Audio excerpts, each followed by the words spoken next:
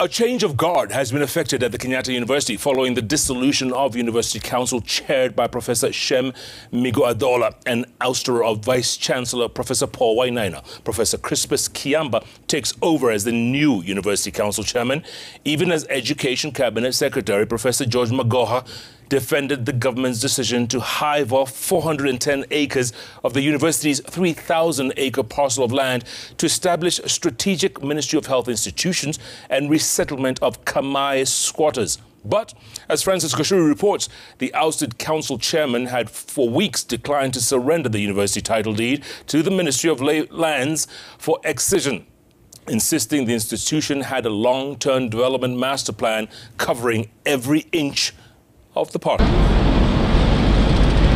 The standoff between Kenyatta University Council and Vice-Chancellor on one hand against the national government on the other came to the fore on Saturday as President Uhuru Kenyatta launched the construction of a World Health Organization regional hub at a cost of over 600 million shillings. At that time, the president training his guns on Vice-Chancellor Professor Paul Wainaina and the University Council chaired by Professor Shem Migo-Adola. That is why we want WHO here. Alafu wewe unaenda huko kusema ati hii shamba ni yako. Shamba yako kutoka wapi?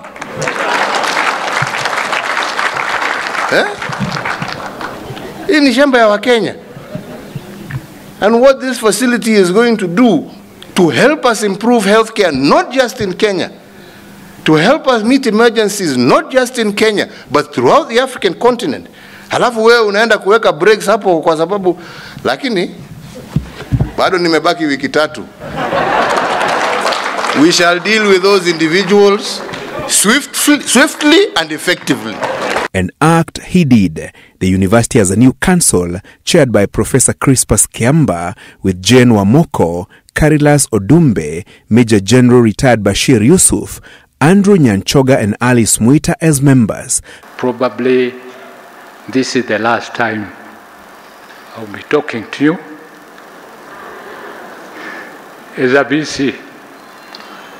Professor Wainaina's tour of duty at the institution brought to an abrupt end with the new acting vice-chancellor taking over. Education Cabinet Secretary Professor George Magoha defending the executive's decision to hive off a chunk of the university's land as resolved by the cabinet during a meeting held in May. Government owns everything, including the land that I'm standing on. So if by the wisdom of the government is headed by His Excellency the President, he works with the cabinet ministers, including His Excellency the Deputy President. When government pronounces itself in a manner that you feel is repugnant to you as a person, the most honorable thing is to walk away, isn't it? The 410 acres excised from the university's land is to be allocated to WHO, Africa's Center for Disease Control and Prevention, with 180 acres allocated to Kenyatta University Teaching and Referral Hospital, while 190 acres would facilitate resettlement of squatters at Kamai. Head of Public Service Joseph Kinyua had in a series of letters early this month addressed to ousted Vice-Chancellor Professor Wainaina, directed him to hand the university's title deed to the Ministry of Lands to facilitate its excision. The council, however, declined to hand over the title deed, insisting the university had plans for the expansive parcel of land. The executive has defended the WHO and CDC projects, terming them strategic and beneficial to the institution, the country and the region.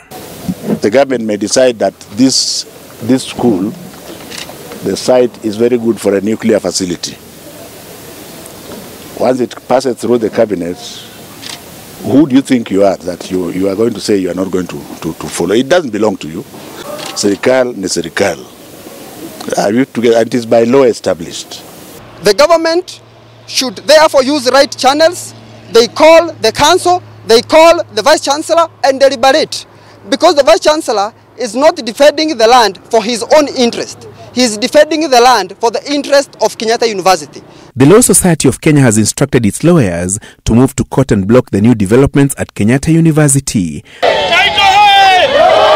But Kamai squatters, who for years have battled the university over the land, welcomed the cabinet decision and celebrated the change of guard at the institution.